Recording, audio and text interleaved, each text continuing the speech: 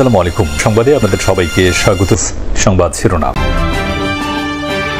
আওয়ামী লীগের অপরাধের বিচারের জন্য তদন্ত কর্মকর্তা নিয়োগ, ট্রাইব্যুনাল আইনে যুক্ত হলো নতুন বিধান। দল হিসাবে, সংগঠন হিসাবে আওয়ামী লীগের বিরুদ্ধে তদন্তের প্রক্রিয়া চলমান ছিল।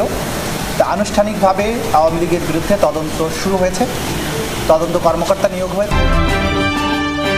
শুধু আলোচনা নয়, বিশেষজ্ঞদের পরামর্শে নির্বাচন কমিশন আরও সমৃদ্ধ হতে চায় জানালেন সিইসি। বললেন, দেশের জন্য করার এটাই তার শেষ সুযোগ।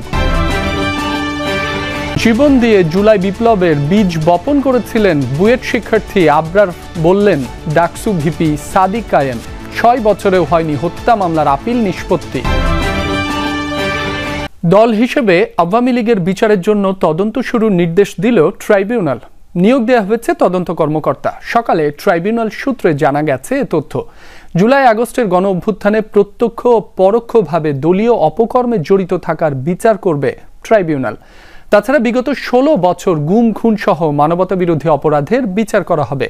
Chief prosecutor advocate Tajul Islam জানান, তদন্তে যদি অন্যান্য দলের সংশ্লিষ্টতা পাওয়া যায় সে ব্যাপারে আইনগত পদক্ষেপ নেওয়া হবে।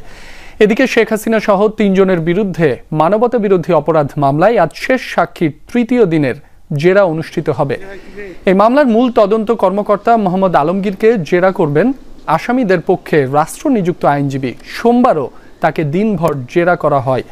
জেরায় চৌধুরী আবদুল্লাহ আল মামুনকে রাজসাক্ষী করার বিষয়ে প্রশ্ন করা হলে তদন্ত কর্মকর্তা জানান, কোনো চাপে নয়, সত্য উদ্ঘাটনের স্বার্থেই তিনি রাজসাক্ষী হয়েছেন। তিনি আরও জানান, জুলাই আইন শৃঙ্খলা বাহিনী এবং সরকার দলীয় সশস্ত্র গোষ্ঠী 50টিরও বেশি জেলায় মারণাস্ত্র ব্যবহার করেছে। শেখ হাসিনার বিরুদ্ধে মামলায় 25 কার্যদিবসে 54 জন সাক্ষ্য দিয়েছেন। এদিকে ট্রাইব্যুনালে আশুলিয়ার 6 লাশ পোড়ানোর মামলারও চলছে সাক্ষ্য গ্রহণ।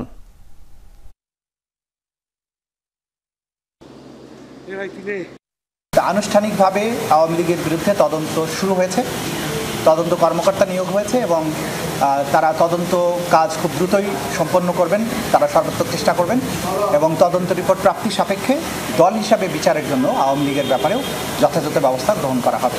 আদালতে যখন সাক্ষীরা তাদের বক্তব্য দিয়েছেন, দলের ইনভলভমেন্টের ব্যাপারে বলেছেন, এগুলো জুডিশিয়াল ডকুমেন্ট হয়ে গেছে। সুতরাং ভবিষ্যতে দলের বিরুদ্ধে যে তদন্ত হবে, দলের বিরুদ্ধে যে সমস্ত সাক্ষ্য প্রমাণ আসবে, তার মধ্যে বিদ্যমান যে সমস্ত সাক্ষ্য ইতিমধ্যে হয়ে গেছে যেগুলো, সেই সাক্ষ্য প্রমাণগুলো অন্যতম এভিডেন্স হিসেবে গণ্য হবে। কারো বিরুদ্ধে আন্তর্জাতিক অপরাধ ট্রাইব্যুনালে আনুষ্ঠানিক অভিযোগ গঠিত হলে তিনি আর সংসদ সদস্য, স্থানীয় সরকার প্রতিনিধি বা কোনো সরকারি পদে বহাল থাকতে বা নিয়োগ পেতে পারবেন না। এ বিষয়ে নতুন বিধান সংযোজন করেছে আইন মন্ত্রণালয়। সোমবার জারিকৃত গেজেট অনুযায়ী অভিযোগ গঠনের পর আসামি, এমপি, মেয়র, চেয়ারম্যান, কমিশনার বা প্রশাসক পদচ্যুত হবেন। একই সাথে সরকারি চাকরি বা অন্য কোনো সরকারি পদেও নিয়োগযোগ্য থাকবেন না। তবে কেউ যদি ট্রাইব্যুনাল থেকে খালাসপ্রাপ্ত হন বা অভিযোগ থেকে রেহাই পান, তাহলে এই নিষেধাজ্ঞা তার ক্ষেত্রে প্রযোজ্য হবে না, সেটিও উল্লেখ করা হয়েছে গেজেটে। রাষ্ট্রপতির অনুমোদন ক্রমে প্রকাশিত এই অধ্যাদেশের মাধ্যমে আন্তর্জাতিক অপরাধ ট্রাইব্যুনাল আইনে নতুনভাবে রাজনৈতিক ও প্রশাসনিক পদে যোগ্যতার সীমা নির্ধারণের বিধান কার্যকর হলো।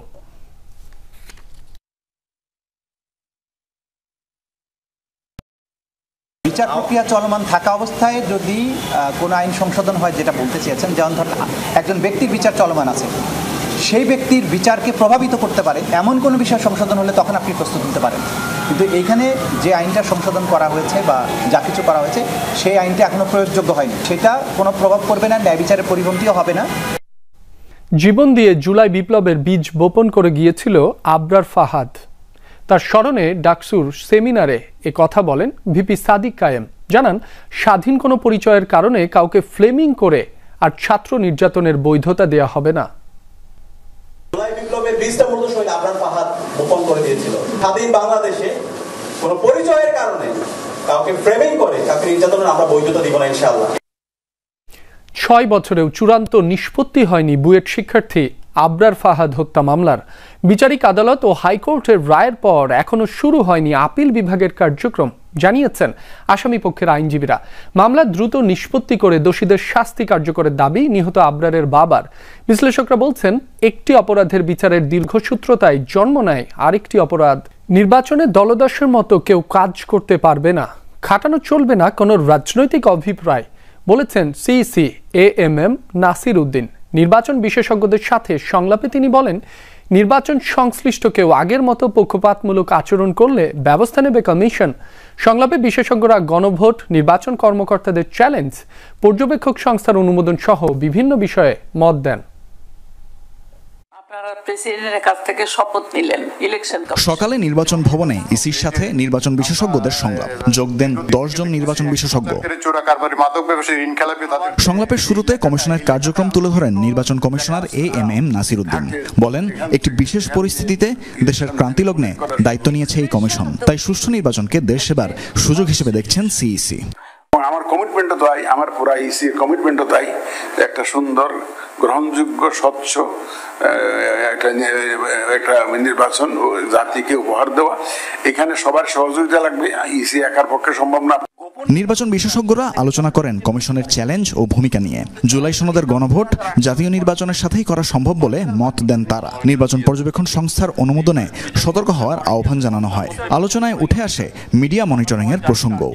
কেউ ইলেকশনকে নষ্ট করতে চাইলে, পরিবেশ নষ্ট করতে চাইলে তারা এটা চাইবে আগে একটা গণভোট করো, যাতে একটা হাঙ্গামার একটা স্কোপ থাকে। গত 3টা নির্বাচন যারা জড়িত ছিলেন, এই জাতীয় লোকজনকে যাতে অ্যাভয়েড করা হয়, এই বিষয়গুলো স্যার মাথায় রাখা উচিত বলে আমি মনে করি।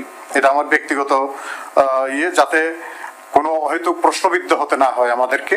এখানে বিতর্ক থাকতে পারে, কিন্তু আমার ব্যক্তিগত অভিমত প্রথম থেকে আমি এটার পক্ষে ছিলাম যে ছবি সহ ভোটার তালিকা তো এক ধরনের ভোটার তালিকা থাকা উচিত। যারা মতামত দিচ্ছে, অনেক দেশের কথা বলছে, আমি অত দেশের কথা বলে সময় নষ্ট করবো না, কিন্তু এটা তো সেই দেশ না। এখানে অনেকগুলি অর্গানাইজেশন আছে, অনেকগুলি সমিতি আছে, ওরা বাধা দেবে।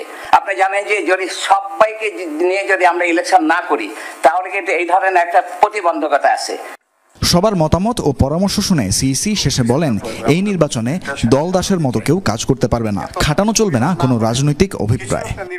আমরা যত রকমের আমাদের ব্যবস্থা নেওয়া সম্ভব, প্রস্তুতি নেওয়া সম্ভব, যত রকমের কার্যক্রম গ্রহণ করা সম্ভব আমরা নিব ইনশাল্লাহ, যাতে কোনো দলীয় আচরণ যাতে কেউ না করতে পারে, সেটা আমরা ইনশাল্লাহ নিশ্চিত করবো। এরপরে নারী নেতৃবৃন্দের সাথে বৈঠক করে নির্বাচন কমিশন। আমাদের এই ইলেকটোরাল কমিটিতে আজকে তৃতীয় দিনের সংলাপে প্রথম পর্বের যে সংলাপ, সেখানে এই নির্বাচন বিশেষজ্ঞদের সাথে সংলাপ শেষ করার পর এই যে দ্বিতীয় পর্ব সংলাপের আজকের, সেখানে নারী নেতৃবৃন্দর যারা সংলাপে উপস্থিত হওয়ার কথা তারা আসতে শুরু করেছেন এর মধ্যে। এবং এর আগের সংলাপে কিন্তু সিইসি বলেছেন যে নির্বাচন বিশেষজ্ঞদের যে সংলাপে তারা যে পরামর্শ দিয়েছে, তারা যে মতামত দিয়েছে, সেগুলো কিন্তু আসলে নির্বাচন কমিশনকে ঋদ্ধ করেছে, আরও বেশি সমৃদ্ধ করেছে কমিশনকে। এবং সেসব পরামর্শ মতামতগুলোকে সাথে নিয়ে কিন্তু নির্বাচন কমিশন তাদের পরবর্তী কর্মপরিকল্পনাগুলো ঠিক করবে, কিভাবে নির্বাচনকে আরও সুষ্ঠু করা যায় সে বিষয়গুলো নিয়ে কিন্তু আশাবাদ ব্যক্ত করেছেন সিইসি। এবং তিনি বলেছেন যে দল দাসের মতো কাজ করলে কিন্তু আসলে এই যে নির্বাচন কমিশনে কাজ করা যাবে না, এবং কারো কোনো রাজনৈতিক অভিপ্রায় সেটিও কিন্তু বাস্তবায়ন করা যাবে না।